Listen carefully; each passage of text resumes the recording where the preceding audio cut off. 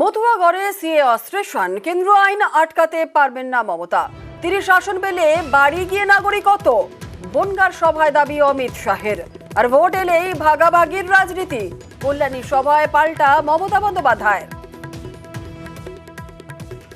कहती है बंगाल में हम नहीं देने देंगे। अरे दीदी, आप क्या रोकोगी? नागरिकता केंद्र का विषय है।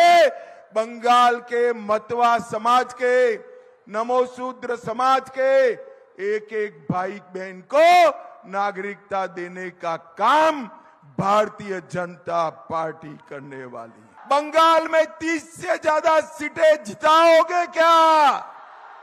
भाइयों बहनों, अगर आप 30 सीट जिताते हैं तो मैं मेरे मतवा समाज वालों को कहने आया हूं, हर एक को घर घर जाकर हमारा शांतनु ठाकुर सीएए से नागरिकता देने का काम भारतीय जनता पार्टी करेगी। ये ममता बनर्जी दीदी झूठ बोल रही है कि सीएए में जो अर्जी करेंगे उनको तकलीफ आएगी।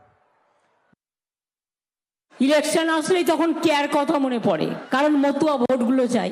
ইলেকশন আসলেই এনআরসির কথা মনে পড়ে, কারণ মানুষকে ভয় দেখাতে হবে, সম্প্রদায় সম্প্রদায় ভাগ করতে হবে।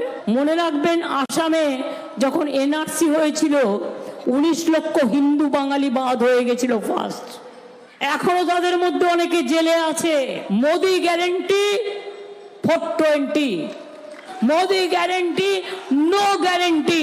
এনআরসি চাই না, বিজেপি কে চাই না, সিপিএম কেও চাই না, এখানে কংগ্রেসকে চাই না। এনআরসি হচ্ছে না, বিজেপি ভোট পাচ্ছে না। কে আমরা করছি না, নিঃশর্ত কে অধিকার দিলে দাও, তা নাহলে বিদায় নাও। মতুয়ারা নাগরিক নয়, তপশিলীরা নাগরিক নয়। একটা মতুয়ার গায়ে হাত আমি দিতে দেবো না।